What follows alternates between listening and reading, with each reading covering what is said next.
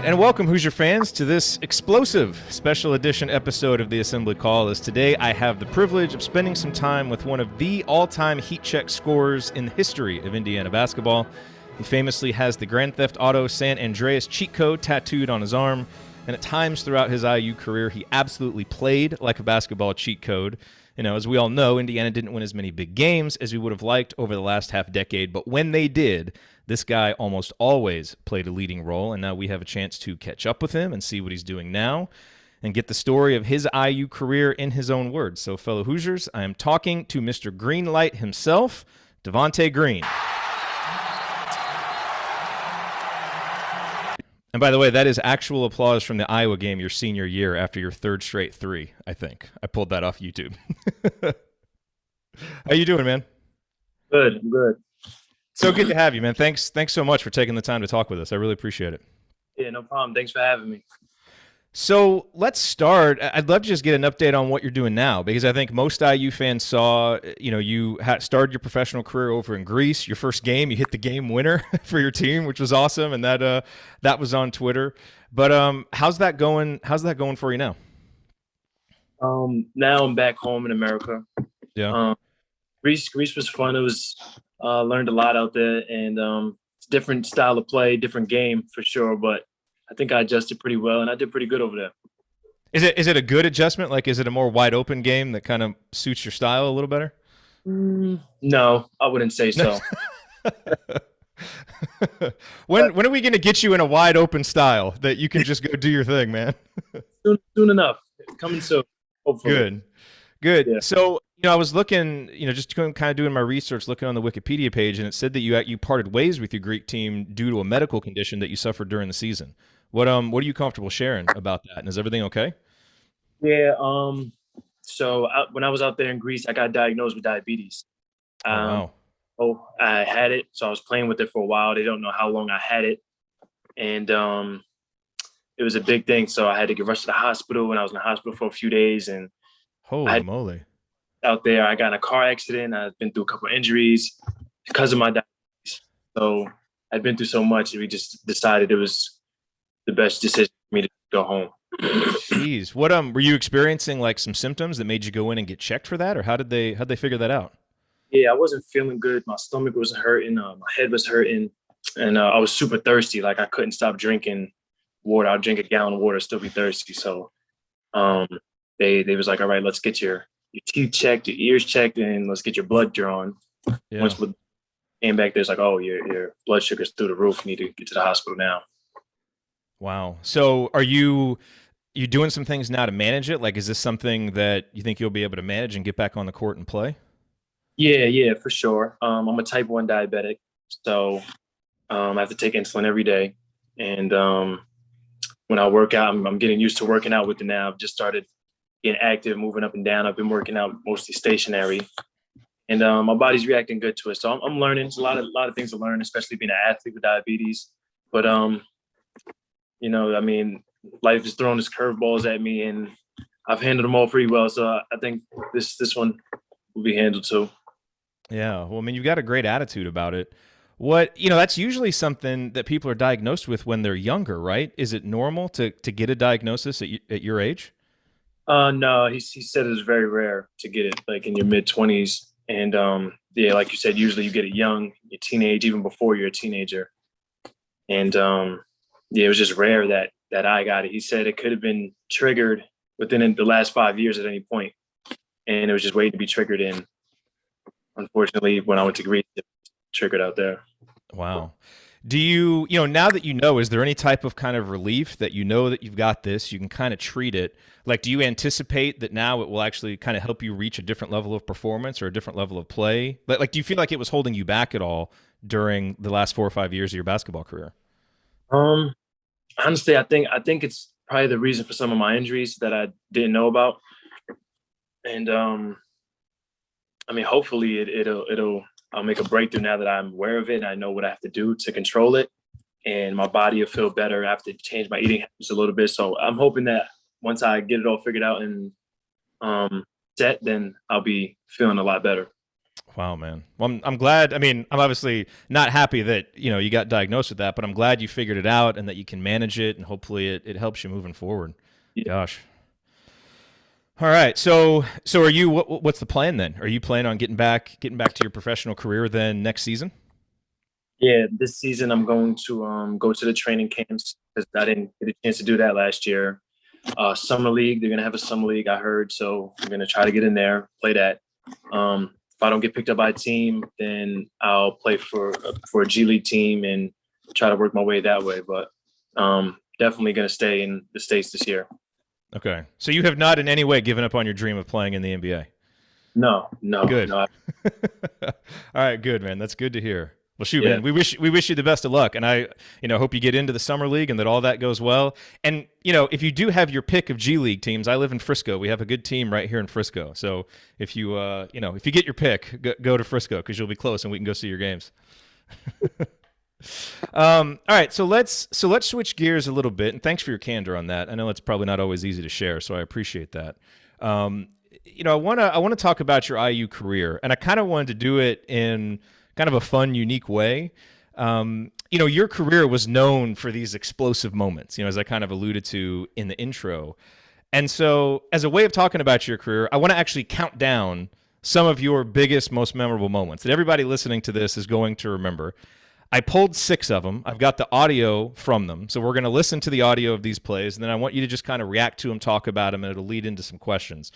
The first 5 are not in any particular order, but I did save the best for last. So just know that. I saved the best one for last. But let's go here with the first one. I don't know if all these will have identifying marks. Maybe they will, but I just want to play it, and then you tell me if you know what game it's from. All right, so here is the first one. If they hadn't called the foul, it was going to be a tip follow dunk for Florida State. That ended up being, as much as they're booing, a good break. Crean went behind the back. He lays it in, and he goes to the line. All right, so obviously they said the name of the game, but do you remember what play that was? I remember that play. I was standing at the top of the key, dribbling, waiting for the play to form. Guy reached in behind the back, in and out, hesitation, layup, and one. Yeah. That's right. That's right. You don't hear an ah like that from the crowd very often. That's where you kind of crossed him over because he went for the steal. What does it feel like in the moment when you hear the crowd say something like that? It's an amazing feeling, especially as a guard. Like usually for bigger guys, it's like when you dunk on someone, you get that feeling. It's the same feeling as a guard when you cross somebody over. And what I love about that play, and if I recall correctly, so when we do our post-game show, we always do a banner moment at the beginning of the show, which is like, the biggest play of the game. And I'm pretty sure that was the play that we chose from that game because it wasn't one of your many 3-pointers from that game, but, we had the lead all game. It was down to 5. They had just missed a free throw, so they had a chance to take it to a 1-possession game, and that play got us back up to an 8-point game, and we kind of cruised from there. And you, of course, finished with 30 points, 6 rebounds, 3 assists, 2 steals. And, the thing that's so memorable about that game is there were 4 or 5 NBA players on the court, and you were the star of that game. Like when you reflect on that game, how much confidence do you take from a performance like that, knowing that there were lottery picks, and other guys that were on the court? Yeah, for sure. I mean, it tells me that I know I can play at that level, and those guys are great defenders, and I was giving them problems that game. And like you said, they went on to be lottery picks for their defense. So that just tells me that I can play with the best defenders that are at that level. You know what I mean? Mm-hmm. And obviously Victor was in attendance at that game because you looked over at him after one of your 3-pointers. And I think Danny was there for that game too, wasn't he? No, Danny wasn't there. Vic was that Danny wasn't at that one. But you kind of had a history through your career, like when Danny was there, because he was there for a couple games, and I'm pretty sure you had big games, every time. And obviously that was a big moment on national TV. Victor's there. Was there something that like you got up a little extra for those moments? Yeah, for sure. I'm one of those players that's like I got something to prove. You know what I mean? That's what gets me going. And when my brother comes, of course, that's family. And Vic comes, he's a legend in IU. So I mean, I got that kind of I got something to prove feeling, and Luckily, I was hot that game and I was hitting.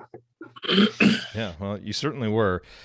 The other thing that game makes me think about is, that FSU team was really good, 26-5. I think they were ranked 15th in Ken Palm, pros all over the place.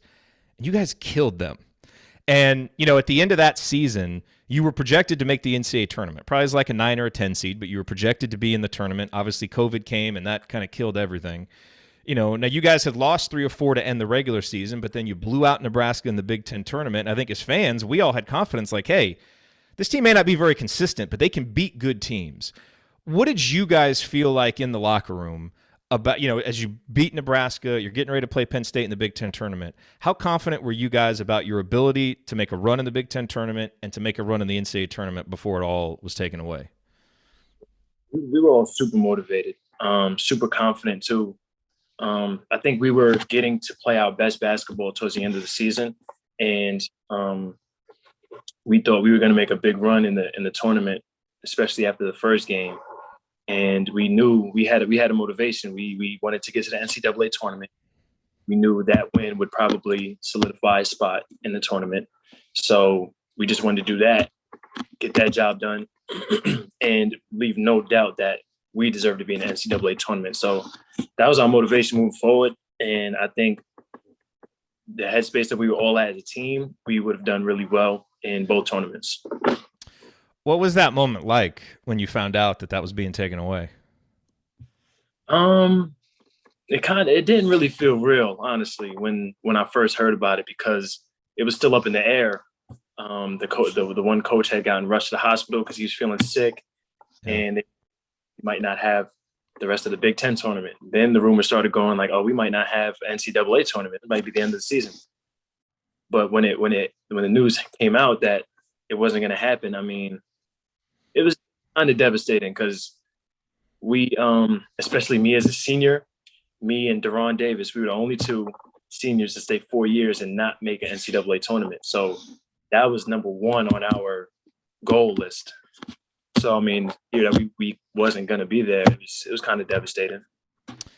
How do you view that now? Like, obviously, just based on the technicality of not playing in an NCAA tournament game, people will be able to bring up that stat. But you and Deron together, personally, do you view that stat as accurate or inaccurate? I don't know Deron's view of it, but me, I definitely think it's inaccurate because, like I said, that last game would have probably solidified a spot for us in the tournament, and we would have been playing in the tournament. So it's not fair that COVID took that away from us. But in my book, I made the NCAA tournament based on what would have happened. So, well, and look, for a guy who enjoyed the big stage, as we talked about, like, okay, what can this Indiana team do in the NCAA tournament? That was something we talked about a lot. It's like, well, put Devonte on a big stage and good things can happen. And if he gets hot, he can help carry this team. So it was a regret for all of us because obviously it's been a rough 4 or 5 years just success-wise. And that was the best team of that group. And so it does feel like something's missing that we didn't get to see you guys in the NCAA tournament.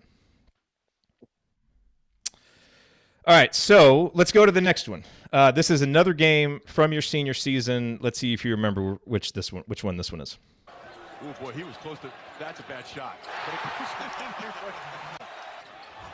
Screen again. Crean. Got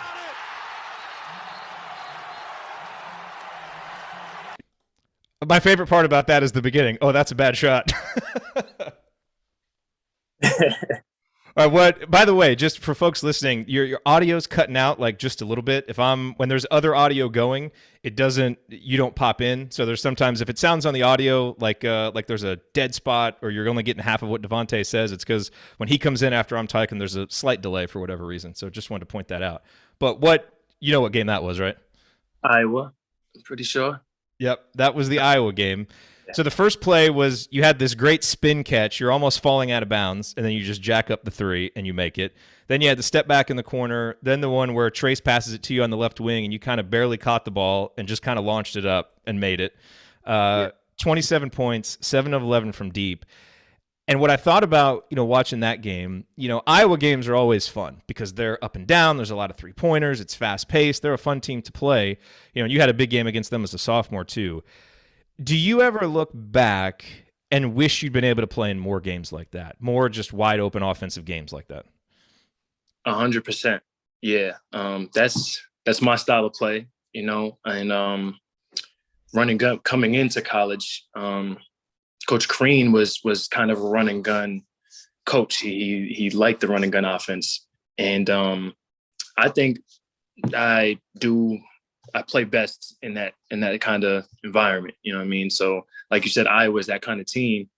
And once the pace is set, it's easy to stay in that flow.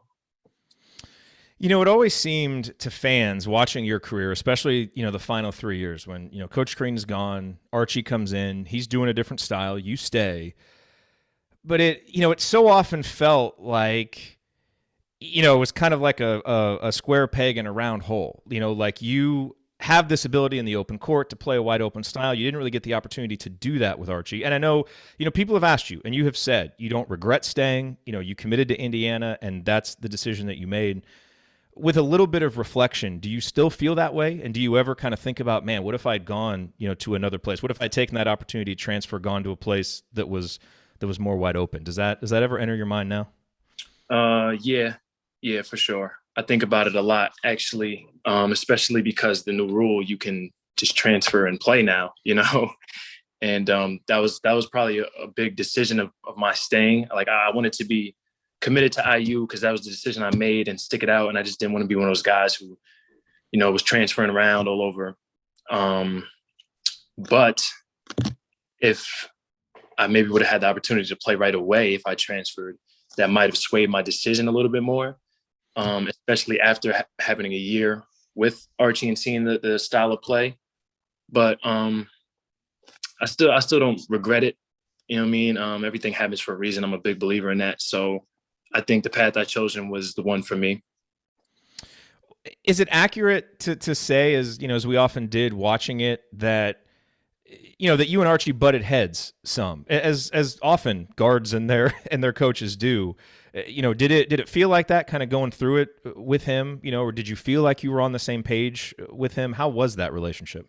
Yeah, me and Archie had a little weird relationship. We didn't really agree as much on the court, but off the court, we were like almost the same person almost, and he's a cool guy. And we got along, but we just had different viewpoints on the court and as far as basketball. And I think that just had to do with the way I wanted to play and the way he wanted to play. But it took us a while. But like I said, we was playing our best basketball towards the end of the season my senior year because me and Archie did sort of get come to an agreement on how we were playing. Was there like a key moment where that turned, or like a key conversation that kind of spurred that change?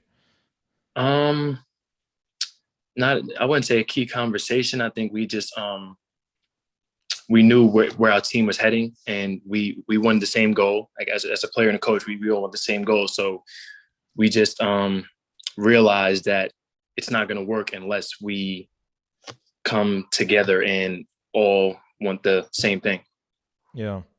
I'm curious to get your perspective on something. I don't know if you have paid a lot of attention to what's going on at IU, obviously, since you've gone, and obviously Archie got fired after last season. And so when Scott Dolson was introducing Mike Woodson, he said that, he sat down with the existing players and asked them, what do you want in a coach? And he said the three things that they listed were better relationships, more development, and a more wide open offense.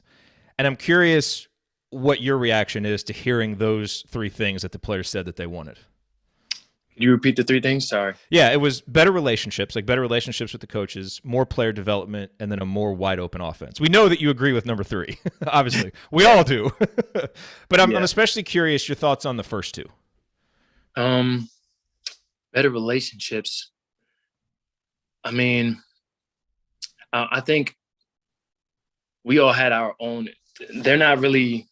It felt more like a business than a family at times for guys. So I could understand why some of the guys would say relationships, because the coaches aren't, some certain coaches. I mean, I'm not going to say the whole coaching staff, but I could see why they would say some coaches aren't really like involved on a personal level with players. So I could see why that would be said. And then, sorry, what was the other one again? Development, player development. Player development. Okay, I can agree with that one too.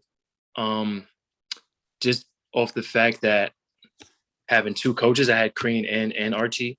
Crean was a major player developer. Like, that's all we did in practice, pretty much. We never played against each other. And Archie, on the other hand, all we did was play against each other, 5-on-5 in game situation. So I could see why they would say player development too, because it wasn't nearly as much for me between the two coaches. And yeah, I could see that. Okay. Cool. Well, hold that thought on Crean, because I want to ask you a little bit more about your experience with him coming up, but I want to get to highlight number 3. Now, this one came in a loss, but it was still a pretty impressive individual performance. So here we go. Big moment number 3. Green, a long 3. Hey, still alive. Langford gives it up. Green, long 3 again. Oh, are you kidding? He's hit another. All right, what game is that? Ohio State, Big Ten. Ohio State, the Big Ten tournament, where you reminded a lot of folks of Todd Leary in the Final Four. And I don't know if you remember, know the story of the 1992 Final Four, where Todd Leary made like 3 threes to almost bring Indiana back. And you did that. Did anybody mention that to you, the Todd Leary story, after that Ohio State game? No, it was the first time I've heard of it, actually. Yeah, that was definitely one of the things that I thought of, which is just like a guy getting super red hot at the end of a game that seems out of reach, and then it gives you a little bit of hope. You know, you still don't win it, but my God, 26 points, 8 of 10 from 3-point range. And those last 2 were just so deep. Like, something that most of us are never going to get a chance to experience. Like, I played ball in high school, and I was a shooter. So I had a game where I hit 6 threes, a game where I hit 7 threes. But doing it in college is different. Like, what is it like to feel that hot, where, like, Michael Jordan used to describe it? I remember watching a video of Michael Jordan when I was a kid. The line he said was, the rim just seemed like a big old bucket. Like, what is it like when you get that hot? It's just like Jordan said. It seems like you can't miss, and you just want to shoot everything because you feel like everything's going to go in. But even with the crowd, with IU fans in the crowd, it makes it that much better because you know how crazy our fans are. Yeah. Okay, so that's an interesting question, because our fans are crazy. And, you're kind of allude to the good part of the crazy, where, you make some threes, they're excited, and there's nothing like a raucous Assembly Hall. How is the flip side of that for you? I mean, like you said, I've definitely seen both sides of it at its extremes. But, I mean, I've learned that there's actually a lot more solid fans than the wishy-washy fans.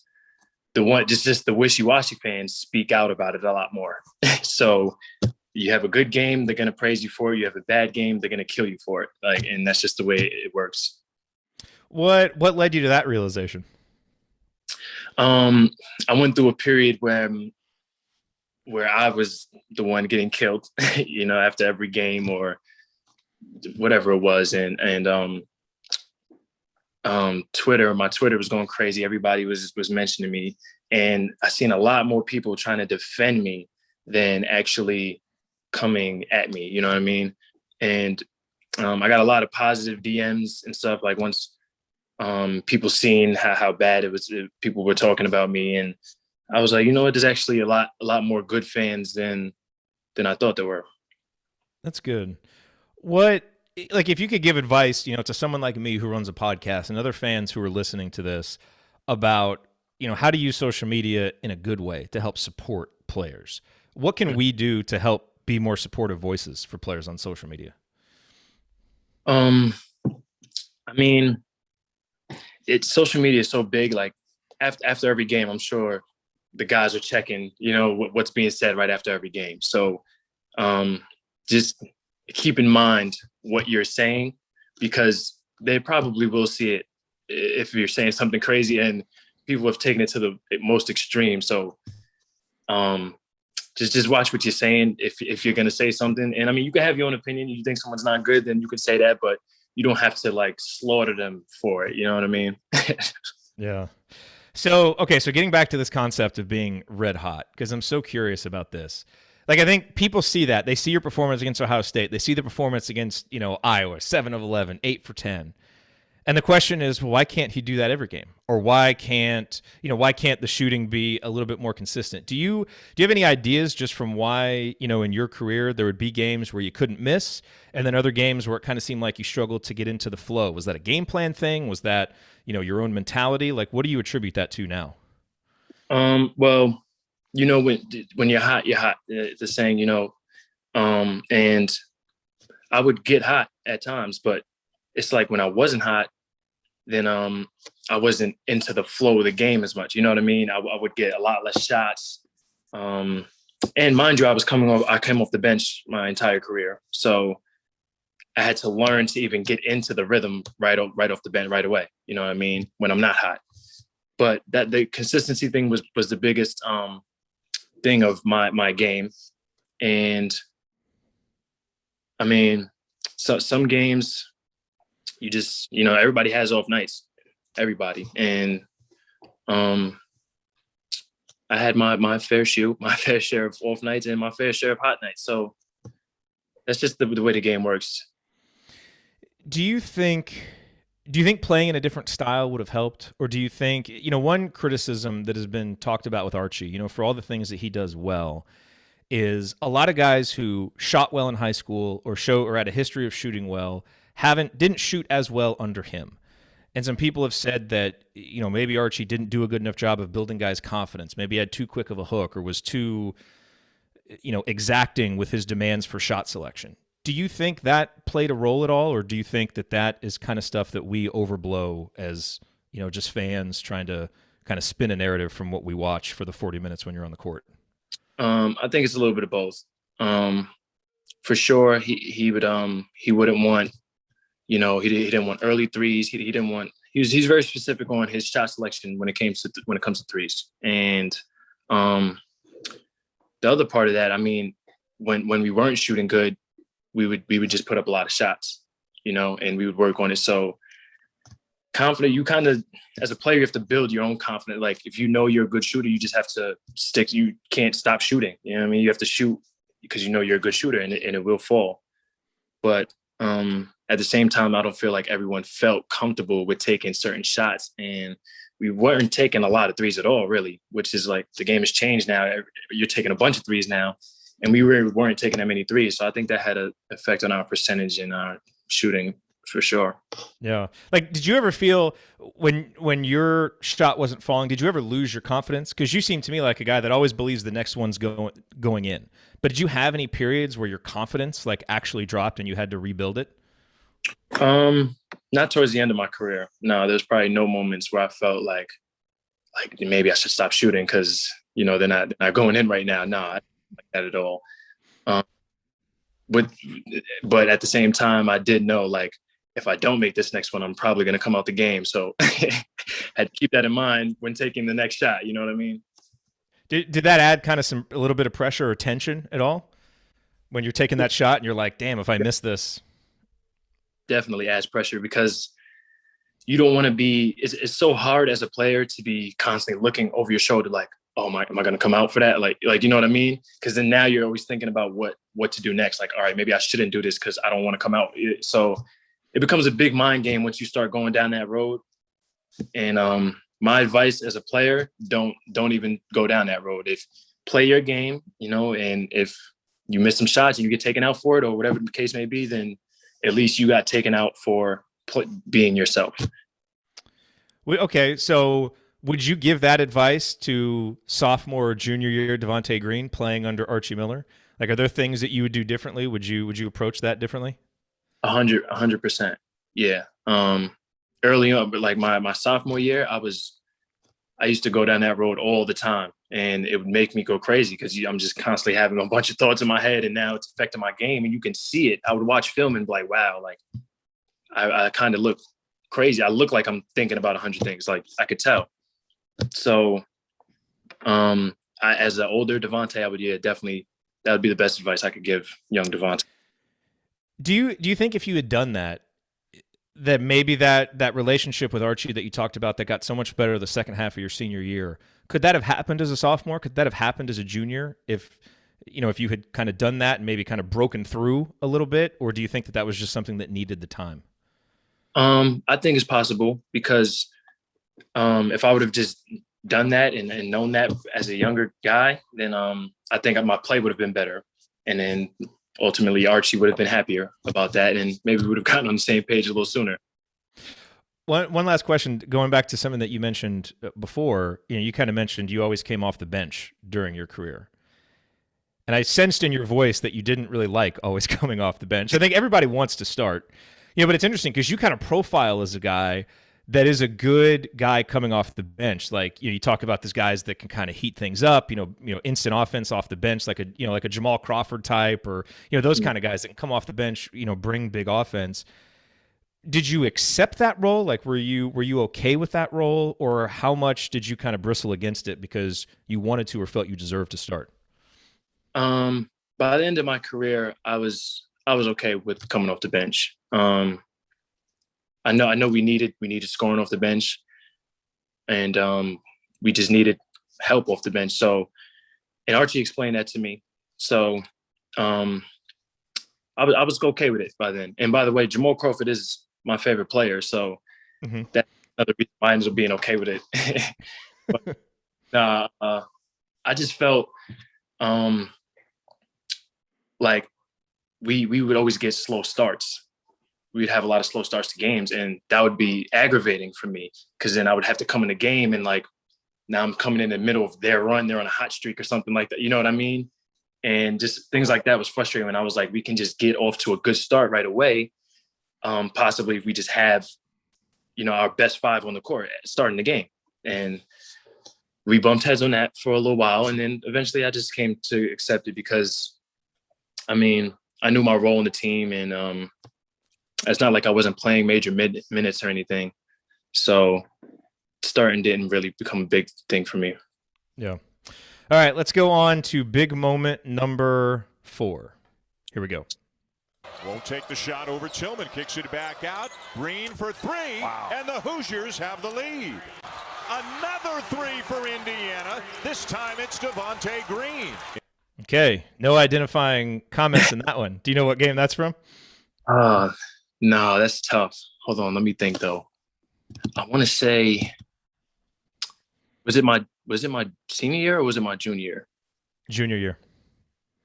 Was it against Notre Dame? Mm-mm. No.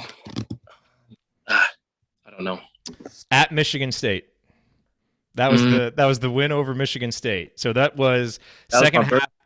Actually. That was what? My birthday. It was my birthday that game.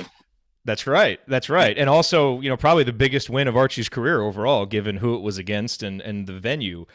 So those 2 threes, and obviously, we talked a lot about, how great Romeo was in that game. He was awesome. Justin Smith was awesome. You guys just as a team were so awesome that game. Sure. Al hit some big shots.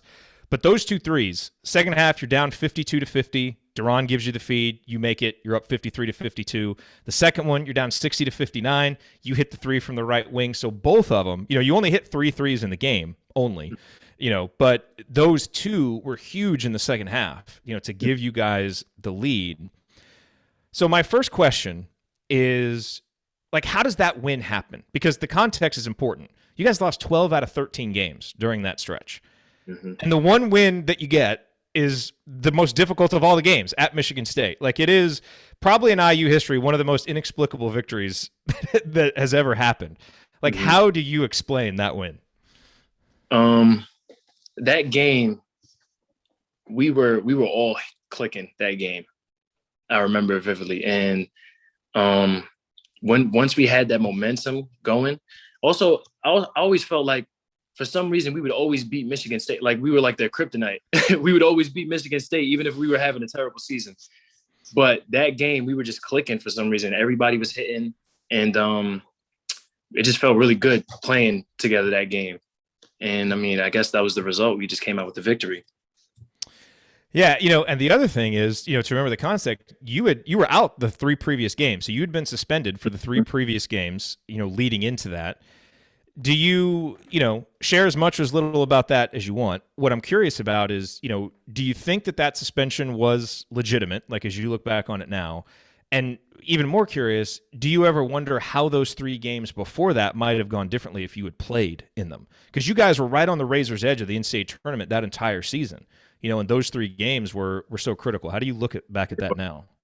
I think I had such a guilty feeling because I wasn't able to play with my guys in those 3 games. And I think those are winnable games for us, especially if I played. And after that, I wanted to try to get as many wins as and just play the best basketball I could because I feel like I owed it to my team for that.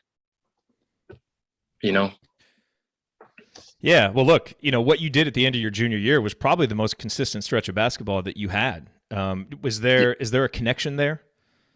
Yeah. I think I was just super locked in by the end of my junior year, and I think like just my goals and everything were really clear in my head, and I was on a straight path to those. So. Do you ever look back at that game and how well you guys played against such a great Michigan State team and think, man, what if? You have Juwan on the team, you've got Romeo on the team. They're both in the NBA now. You'll surely get a shot at the NBA at some point. Duran and so much talent on the team, and it just didn't come together. Like what's kind of your feeling when you think back to just that team and that season overall? Yeah, I think we should have been a better team than we was, for sure, I would say. But we were still we had a lot of new guys coming in. We had a whole new coaching staff, really, for only 1 year. But we did have the talent to do it. And the Big Ten is just such a tough league, though. Talent, you're not going to win with just talent. And I think that's what happened with us. Yeah. Do you think it was more kind of like a chemistry thing, like a cohesion thing? Like, did it feel like everybody was on the same page, or was it something where it kind of felt like players were pulling in different directions and the coaches couldn't quite pull everyone together? It didn't feel too much like it was being pulled apart or anything, or like players were doing their own thing, but it definitely didn't feel like we were together as a team. No, I wouldn't say that. Yeah. All right. Well, you mentioned, it seems like you guys always beat Michigan State. Oh, well, I guess I'm giving away what the next clip is. All right, well, here we go. There was another win against Michigan State your junior year, so let's listen to some highlights from that one. Knocked away, loose. Devonte Green, nice look, finish, save. Oh, up and in. And just like that, Indiana on a 9-0 run. Green behind the back. Morgan, a 3. Breaks down the defense. Meanwhile, Green comes back and nails a 3. That one almost went down, outlet pass. Devonte Green, he's got Smith with him. Oh! Justin Smith! Devonte, quick release, and hits. All right, so 5 plays from that one. A lot of times when we think back about that game, we think about what Justin Smith did in the first half, which was pull you guys back from the brink of annihilation. Because God, I was in attendance for that game. And how did it feel because you talk about getting off to bad starts? I think that's one of the worst starts you guys ever got off to. And I'm like, man, I flew up to Bloomington for this, and then Justin just went off. Like, what happened at the start of that game? I couldn't tell you. I really, honestly, I don't remember the start of it that much. I know it was bad, though. I know it was bad. But we started clicking that game, and the gym, the atmosphere got us going a lot that game. The fans helped us a lot. I remember just how loud that gym was. Like, you could feel the floor shaking. Yeah, and one of the reasons why I wanted to pull all those clips, obviously it's, again, another example of you hitting big second half 3-pointers, because the 2 threes that you hit were down 59-51. You hit one. We're down 62-56. You hit one. Those were huge threes. But it was the passing, out in transition, the pass to Rob, the behind-the-back pass to Juwan Morgan, which was, which is great. The alley-oop to Justin Smith. I want you to talk a little bit about your passing, because we talked a lot about the shooting and, we all remember the explosive shooting moments, but, how did you take a lot of pride in your passing, and how did you develop kind of your unique passing style? I definitely take a lot of pride in my passing. I think it was developed over time. I was trying to transition into a point guard early in my career. And coming out of high school, I was like more of a shooting guard, but it was something I always wanted to work on. So you can't really, go to the gym and like work on your pass. You can do passing drills and stuff, but that doesn't really help you with your vision and how to make the right pass. You know what I mean? But I think after developing it over years, it just got better and better. And it almost feels just as good when you get an assist than when you hit a three. If you get a game-winning assist or a go-ahead basket assist, it feels just as good. Yeah. It was weird. In some games, it felt like you saw passes that your teammates didn't see. And you would kind of make a pass, and the guy on the receiving end either didn't know that it was coming or maybe wasn't ready for it. Not that all your passes were perfect, obviously, but did you ever feel like you were kind of on a different page than your teammates sometimes? Like you saw the game a little bit differently than they did, and a pass that to us looked like it just flew out of bounds. Yeah. In your mind, like you kind of saw the vision for how it was all supposed to come together. Well, as a point guard or as any guard, as passing the ball, you quickly find out that the turnover is always yours and it's always your fault. So as a guard, they used to always say, one of my coaches used to always tell me, KYP, know your personnel. Like you got to know who you're passing to, if they'll be ready for that kind of pass. And as a player, I was one of those guys who like to take risks. So I would throw the risky ones, hoping that they would catch it. And sometimes it didn't work out that way. Like you said, a ball just go flying out of bounds, and then everybody's looking like, oh, what kind of pass was that? But once you learn your guys, you know who to what passes you can get away with to certain guys. And actually, Juwan Morgan was the best. He had the best hands I've ever played with. He caught every pass I threw at him. So I would always, he was real fun to pass to. Yeah. What's your, just as a player, what's your view of turnovers? Because, you look at a lot of the great players in the NBA and they have a lot of turnovers. But fans and coaches can bristle at turnovers. Like, where's the line between pushing it too far and being the right kind of aggressive? And how would you assess your ability to toe that line as a college player? Well, sometimes you have to take risks to make great things happen. And I think a lot of players do that, especially in the NBA. And you have to draw a line somewhere, obviously. You can't just be turning the ball over, but it depends. There's two different kinds of turnovers. There's a dead ball turnover and a live action turnover. If you're making a lot of live action turnovers, then, that's out of control because now they're getting fast breaks and easy points. Dead ball turnovers, it's a little more acceptable because now at least you can come back and play a set defense. The other thing that I always thought about watching you pass, especially, I think it really came out in your ball handling and your passing, is that there was a decidedly New York flavor to your game. There's some guys you can kind of spot them. It's like, okay, that guy is from New York. What do you think makes a New York player in your mind? Just guys from here, from New York, they just have like a extra little flair to their game. Like in at least one area, maybe ball handling, add a little extra sauce to it. But like you said, you can always tell because of that little sauce that they add to it. And just being from here and growing up here and playing against guys like that my whole life, you just naturally, get that yourself.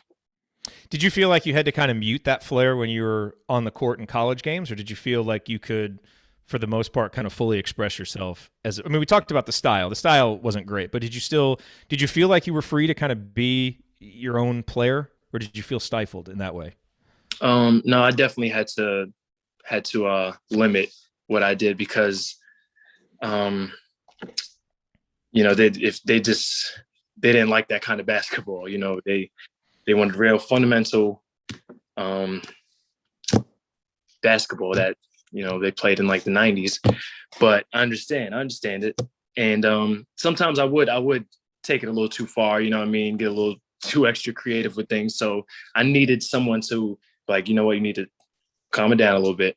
And by the end of my career, like I said, I was just at a point where I was like, all right, if I make a mistake or if I end up coming out of the game, at least it's because I'm doing what I usually do. You know what I mean? At least I'm playing my own basketball. Because when I don't, I would watch myself make silly turnovers, just like not being who I am. And once I realized that, I just played my game. You know, two of the kind of most well-known like basketball cultures and the places where basketball means the most is New York and Indiana. And you now, you know, you had the ability, you grew up in New York, played there, developed your game there, then you came to Bloomington, spent your college years in Indiana where basketball means so much. What are the similarities and differences between the basketball cultures of New York and Indiana? The similarities is everyone loves basketball. In Indiana and New York, everyone loves basketball. So there's a lot of guys playing, which makes the competition better. And I guess it adds more pressure as a player to be good because you want to live up to, you know, the hype. And the difference is, I'm not sure what it's like in Indiana and the parks and stuff, but in New York, everybody's outside playing, you know, and that's why I think they have that flair, because we're just so used to playing park ball that's pretty much what we know. And out of Indiana, it's a lot more like just about the fundamentals and the basics, like I said, and it's a different kind of basketball for sure. Yeah. All right, let's go on now to the sixth highlight. This is the one that I don't know if I would rank it number one personally. I kind of like the shooting highlights myself, but I do believe on Twitter that you said this is your favorite highlight. And so let's play this one now. I'm sure you know what's coming. Guaranteed. Steal. With the shoe off. That's got to be a violation. I've never seen it before. That's got to be a kick ball. Look at this play, folks. Devonte Green breaks Carrington's pocket with the shoe in his hand. Woo! No shoehorn, but a shoe steal. So, look, man, it's one thing to get a steal with a shoe in your hand. It's another thing to do it when Gus Johnson and Bill Raftery are announcing the game, so that forever that's what you hear. Talk about that play and how you kind of reflect on that play. That was from your freshman year. It was. What was it? I think it was sophomore year. No, sophomore year. That's right. It was Archie's first year. Yeah. That's right. Yep. I remember my shoe coming off. My shoe came off a couple times that year, actually. Those shoes were slippery, but I was asking the ref when I was like, my shoe can't like can you stop the play or something? And he just looked at me and shrugged his shoulders like, I don't know what you want me to do. So I was like, all right, I picked up my shoe and I'm running back and my one foot is just sliding all over the floor. I'm just trying to keep the grip on the one foot with the shoe on. And I know it just happened so fast. I remember stealing the ball and Archie got mad at me. He's like, why did your shoe keep falling off? Because my shoe fell off like 4 in practice. And he was like, we had to waste time out. I was like, I'm sorry, but at least I got the steal. Like, what do you want me to say? I don't know, man. Archie getting mad at someone for their shoe falling off is that's funny. That's a very Archie detail, it feels like. Do you have that shoe still? I don't. I had to. Archie said, because like I said, my shoe fell off a couple times that year.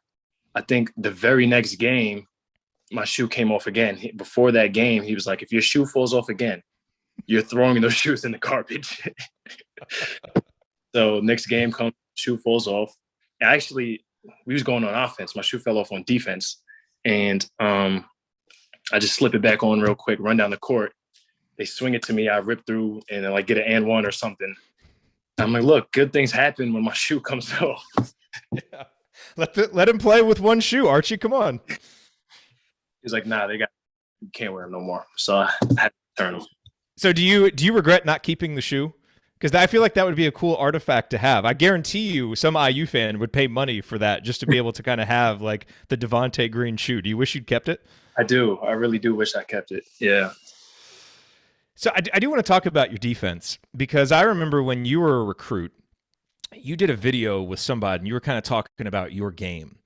And I remember when we did our scouting report of you, it came up a lot that you talked about. You were known for your offense, obviously, but you talked about defense, and you said something to the effect of, I want to be one of the best defenders in college basketball. I really pride myself on defense. I'm paraphrasing. It was something like that.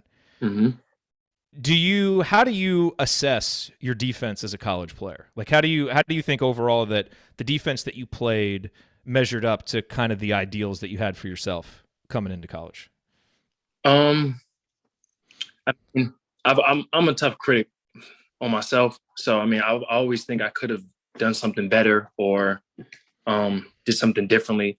But overall, I mean, guys would tell you I took good pride in my defense, and I would really get angry if someone was like scoring on me or it was I'm the reason that we're getting scored on. So, I mean, over the years, I think I like how my defense played, but I mean, of course, I wish I would have got more some accolades maybe, or I don't know, something that says like, this guy is a defender. Do you look, when I was a player, I always played much better defense when I was making shots. Like there's a special kind of defense. If you've made a couple 3-pointers in a row, you got a little extra bounce in your step. Do you ever feel like your offense influenced your defense, or were you able to kind of separate those two? I feel like I was able to separate. At some point, like if my shot wasn't falling or offensively I just wasn't playing as well, I would always have like the mindset of like, all right, I can always get it on defense, because naturally defense just starts your offense. And I feel like, especially when I was learning how to come off the bench and everything, I was like, I'm just going to come in and be the best defender and let my offense come to me. So I figured if I do that, then even if my offense isn't coming to me, then at least I was still solid on defense. What did you think of the packline? What did you think of it when Archie brought it in and you were learning it? And, what did you think about it as you left, once it had kind of been more installed and you guys were playing it a little better? Not a fan. I was not a fan of the packline defense. I'll tell you why. I feel like the packline is designed to give up a lot of threes. And playing in 2020, that was the new style of game. Everybody was starting to just do the run and gun style of play. So when we'd play a team like Michigan, who shoots a lot of threes, they spread the floor and shoot a lot of threes, we would get killed. And there was literally nothing we could do unless we changed our defense. So I didn't like the pack line as much. And also you had to rely a lot on your help defense in the pack line. And me as a defender, I like to play, one-on-one on the ball defense. So I didn't really like the pack line because of that, because if we came across a good 3-point shooting team, we were going to be in trouble. And I knew that even coming into the game. Did that ever come up? Like, were guys ever like, Coach, can we like adjust? Can we do something different? Or was it just like, you just kind of knew like, hey, this is his defense. This is what we're doing. Were those conversations ever had? See, that's the reason me and Archie would bump heads, is because I was the only one trying to be like, maybe we should like try to change this defense or try something different. And Archie's like, no, this is the defense we're going to play. And that's what it is. So, I mean, I would say something at times like, no, we have to get out as deep. We got to change something. And sometimes guys would agree, and sometimes guys wouldn't agree, or either way, nobody really would say anything because they knew the outcome anyway, Yeah. Did he try to sell you on why you should believe in this defense? Or was it more just, this is what we do. You're the player. I'm the coach. This is what you're going to do. Yeah. I mean, when it did work, he'd be like, see, that's why we play this defense. But when it didn't work, and I would say something like, well, maybe the pack line might be the reason. He'd be like, no, well, we're playing the pack line anyway, so get over it and learn how to play. And I mean, at the end of the day, he's the coach. I'm the player. I have to listen to whatever he wanted, and we were only going to win if I would buy into what he was saying. So eventually, I would just buy into it. But I didn't necessarily like it though. But I bought into it. Yeah. Do you think, I mean, there's one thing to buy into something because you have to, and there's one thing to buy into something because you believe in it. Like, do you think that distinction made a difference in how you guys played defense? Like, do you think most guys like fully believed in it? Like, hey, we're really into this defense, or do you think it was like a begrudging, all right, we'll do it, man? But Yeah, I mean, I think as a team, we all took pride in our defense. So whatever defense we were gonna play, we were just gonna try our best to get the stop. So whether you like the pack line or not, I think we were all like, regardless of what we're doing, just get a stop, And when we had that mentality, we were pretty good. yeah. All right, let me do one more highlight real quick that I want to get your thoughts on. You have time? Okay. I know you said you need to. Yeah, I got like 10, 15 minutes maybe. Okay, so there's one more highlight that I want to play. This is not on like in the top 6 or anything. This is just an extra one, but it can lead into another conversation. Okay. So here, let me play this now. In Indiana is going to run out the clock. Maybe they won't. Freddie McSwain was going for the alley-oop. And Coach Tom Crean was not pleased with that. He's not mad at an official. He's mad he wanted the ball pulled out, and it wasn't. Pretty obvious what play that was. Yeah. Okay, so my first thought, going back and watching that replay, is go up and dunk the ball. Freddie, catch the ball and dunk it, man. I think it would have been a little less bad if he would have made the dunk. But rewatching it, as soon as I made that pass, Coach Crean was already walking towards me on the court. So I don't know. I don't think. Well, okay. So let me tell you where I come from on plays like this. I think if you're going to play 40 minutes and guys are on the court, play basketball. If you're up by 30 and a shot is open, take the shot. So I don't have any problem with it, but I am curious at the time how you reacted to Coach Crean just so, outlandishly running out and kind of getting in your face like that. And then with kind of the benefit of time, with some age, with some perspective, is your reaction now any different? Mm-hmm. Well, at the time, it was a fast break play, and Freddie McSwain was running. He's known to be a dunker, and he wasn't playing that much at the time. So I figured, why not throw him an alley, get a bucket, and everyone's happy. I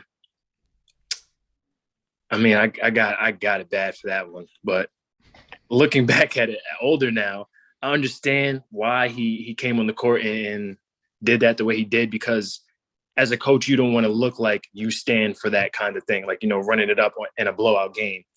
So I understand why he did it. It could have been like a for show thing that like, I was not like, I'm completely against that. I want everybody to know I'm completely against that. But also for me, like as a player, it was pretty embarrassing, and I was a freshman too. So I was just like, all right, I mean, I'm sorry. Like, I won't do it again. And that was it at the time. Yeah, it's, on the one hand, like, I feel like it's unfortunate kind of bringing that up because I'm sure you probably don't want to be remembered for that highlight or have it talked about too much. But I think it is something that people remember. And frankly, people remember it because of Crean's reaction, not because of the play, So did the conversation carry over into the locker room? Did you guys talk about it all later? Did he ever express regret about showing you up like that, which frankly was like, okay, it's fine if you don't want your players to do that. I get it. But it just, to me, my perspective, it seemed like him trying to show off like he was against it rather than trying to prove a point to you. You don't need to agree with that, but that's how I look at it kind of with perspective. But did you guys ever talk about it afterwards? Was there more of a teaching moment later? No. He came back to the locker room. I got it even worse in the locker room. And I mean, you guys won by 21. I know. No, Crean's one of those coaches though. He would honestly be sometimes more mad in a blowout win than in a game we barely won. Because I mean, he was a perfectionist. He would always pick out the things we did wrong, but he was always super hard on me. And as a young guy, I really didn't understand it at first until someone told me like, don't worry, because he was just as hard on Yogi Ferrell, and he liked Yogi Ferrell the most, like, you know what I mean? So maybe he saw something in me and that's why he was so hard on me. But no, he never really like explained why, like after that, why he did it or anything like that. Man, your freshman season, obviously that team was coming off the Big Ten title, making it to the Sweet 16. You guys come out and you beat Kansas, that huge game, first game of the season. You beat North Carolina. I distinctly remember having a conversation on a radio show. Is this team Final Four good? Because I think at that time, I think you were in the top 5 in the AP poll. And then, you start losing. OG gets hurt. Things kind of fall apart. But man, what were you feeling through the first month of your college career? Was it like, hey, I'm at Indiana, this is how things are going to be, and we're going to win a ton of games? Yeah. Coming in, that's exactly what I thought and how I felt. And we had a really good team. That team was stacked my freshman year. We just was unfortunate with injuries. OG got hurt, James got hurt, and eventually TB got hurt. But there was a lot of pros in that team, and we were flowing good in the beginning of the season. And once we lost to, I think it was IU, I forgot, one of the IUPY teams. I think it was Fort Wayne. Was it Fort Wayne? Okay, yeah. After the Fort Wayne loss, everything just started going downhill from there, Well, you guys in Big Ten play, had a stretch. I think you lost, 8 out of 10, 9 out of 11, something like that. Obviously not as stark of a losing streak as you had your junior year when you lost 12 out of 13. But why did it fall down so much in the second half of that season with all the guys that you had? Was it just injuries, or was there more there that kind of made that go south? I think majority of it was injuries, because we lose OG and James. Those are 2 of our key players, and I mean, it forced the other guys to have to step up, but they haven't had to step up, all season. So to just be thrown into the fire, I mean, you have to be ready for that. But I think that was a big part of our losing streak. Because as fans, we kind of looked at that. It's like, all right, Crean, bottom's falling out of another Crean team in Big Ten play. He's, the ups and downs, the roller coaster. Do you think that fans treated him fairly? Because you were there on the inside. We're just watching the results. Do you think the reaction was fair given what you experienced as a player on that team? As a player, I would say no. I didn't think it was fair, because just the year before, it's like people forgot that they just had went on that run. You know what I mean? And he was a big reason for that. And we started out the season great before the injuries. Once one guy went down, it felt like everything just started snowballing downhill. And I mean, I just didn't think that was fair, because realistically, if we had all our players, we had James, TB, and OG, we probably win half of those games. So I just didn't think it was fair for that reason. How do you think your career would have been different if Tom Crean had stayed? I think about that often, but I really don't know, because it didn't happen. I mean, I could play ifs, ands, and buts all day, but I do know his system fit my style of play better, and I think he would have elevated my game to another level because of how well known he was for developing players.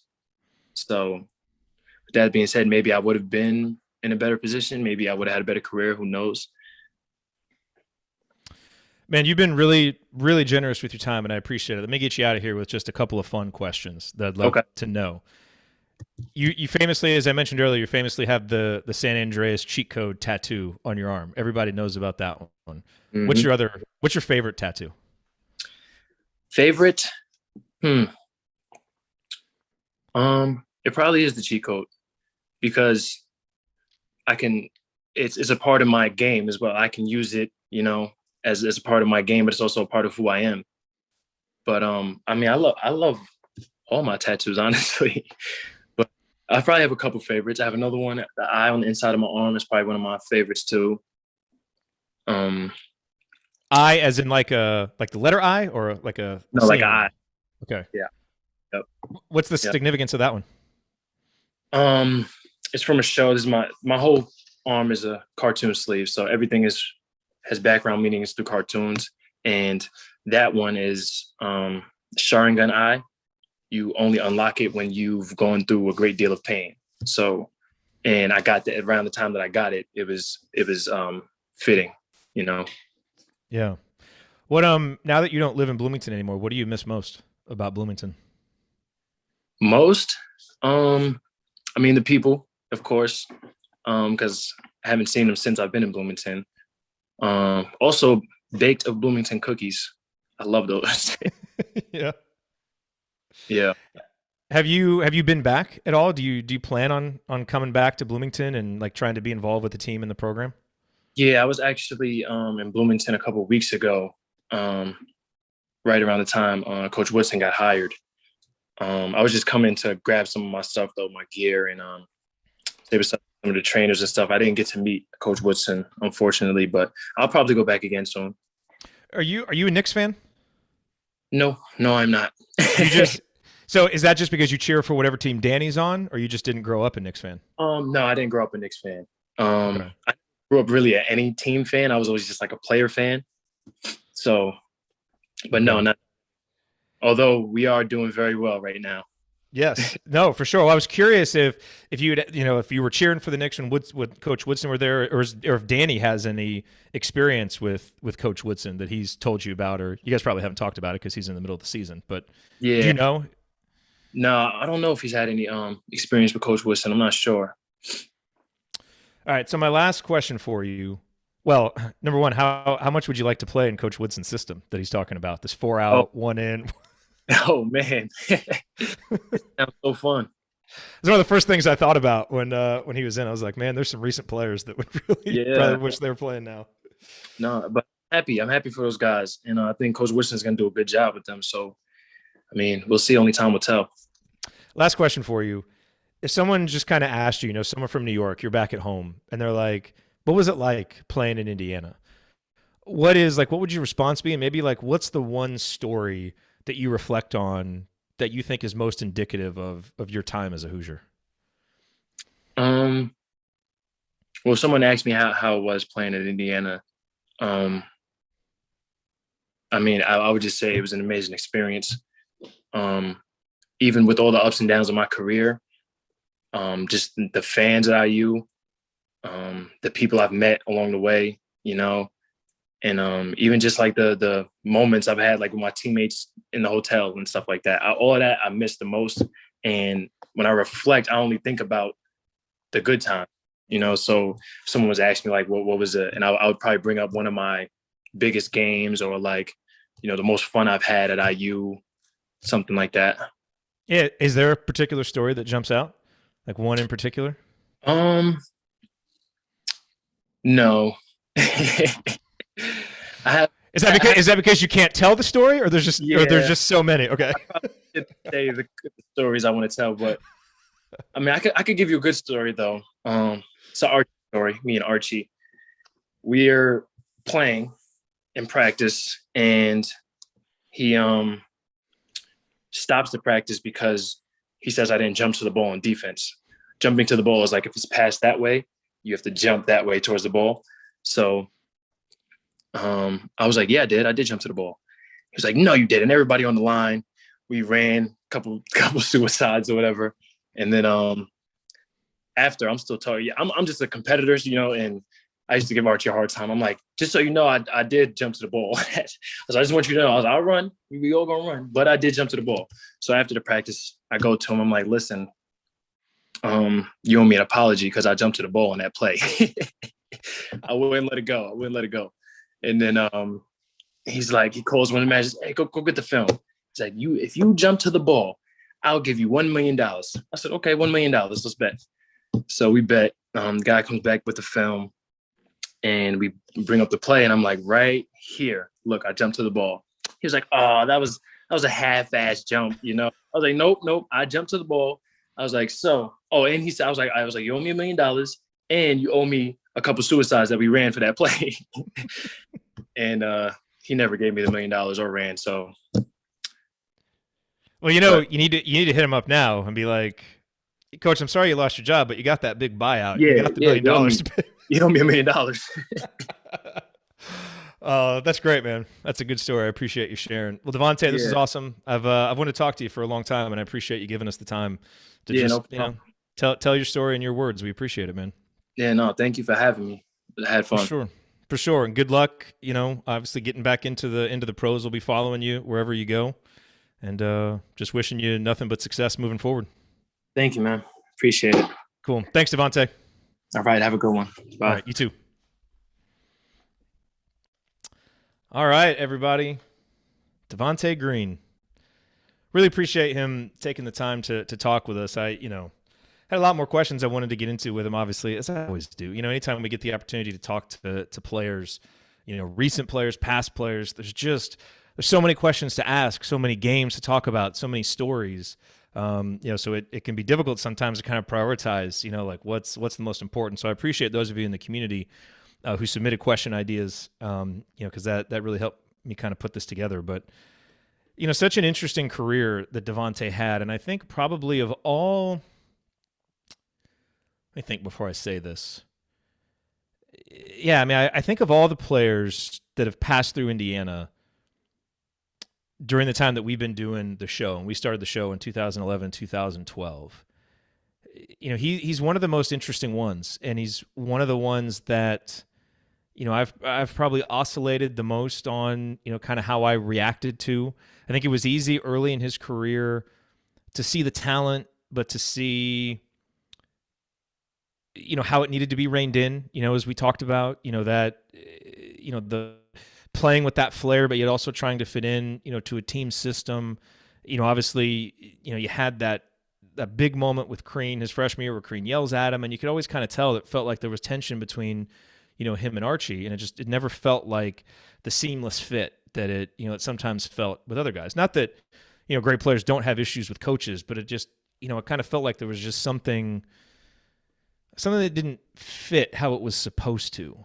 And I think early in Devonte's career, he took a lot of heat for that. And we placed a lot of that responsibility on him, because, hey, Crean's won a couple Big Ten titles here, and Archie's coming in. We have high hopes for Archie.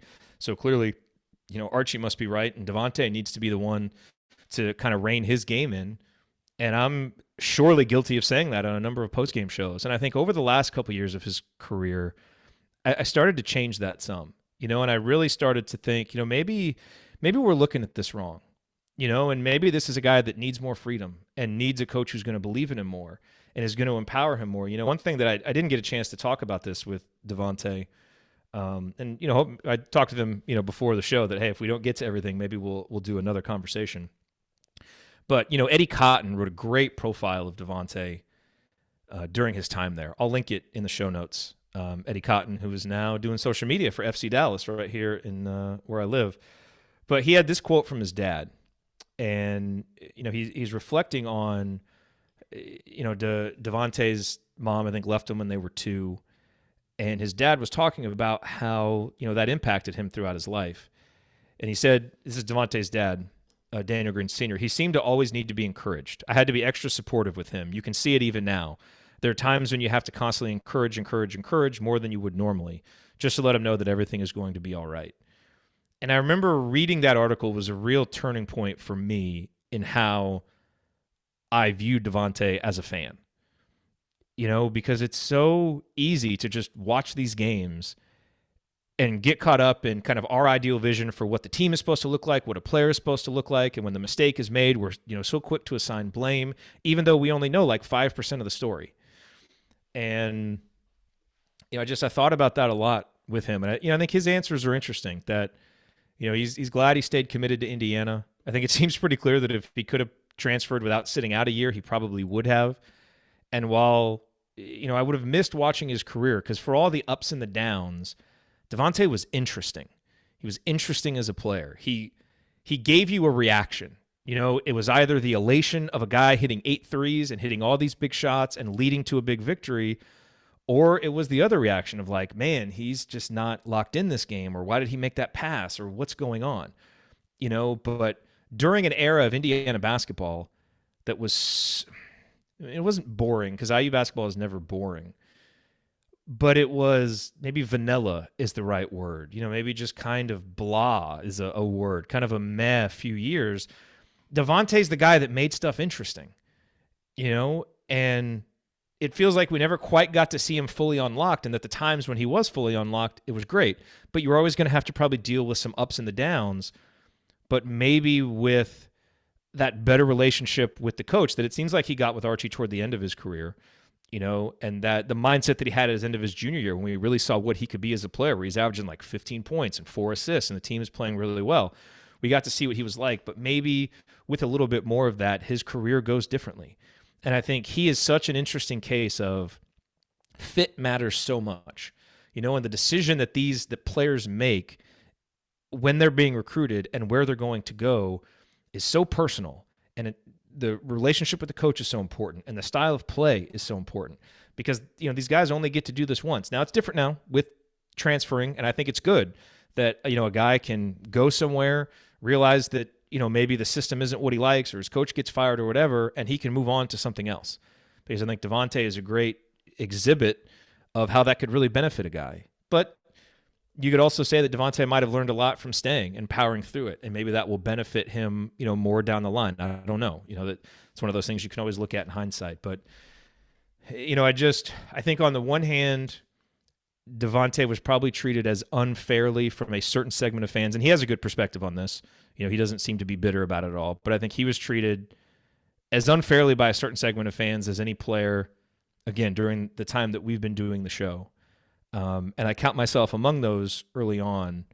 But as with anything, the more that we get to learn about these players, learn about them as people, learn about their backgrounds, it really helps you to see them as fully formed people. And I think that article by Eddie Cotton and just other statements that Devonte has made let us kind of see him a little bit in a different light. And I think that helped fans embrace him more in a good way as a senior, and I think reflect on his time without wallowing in the bad stuff and the losses and some of the bad plays and the turnovers and the bad shots. Like, that stuff was there, and it's going to be there for a lot of players. And maybe the swings from high to low were greater with him than they were with other players.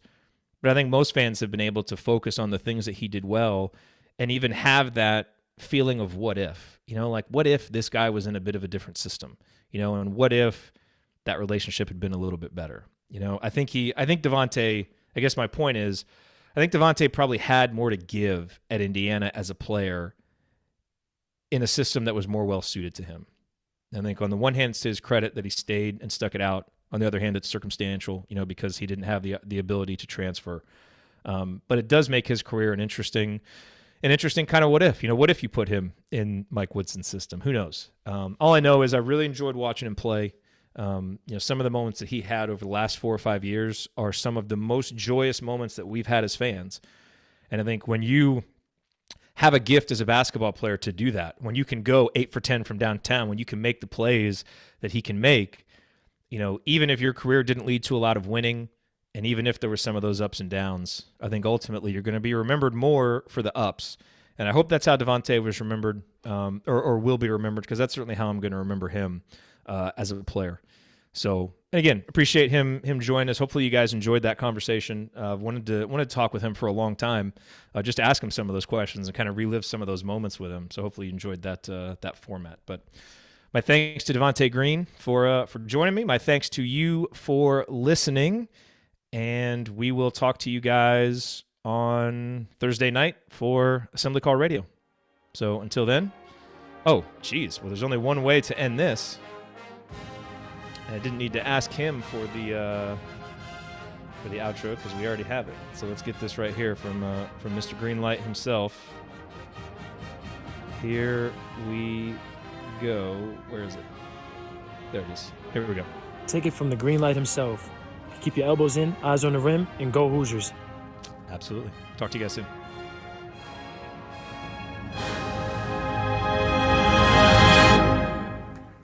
I like everything about that.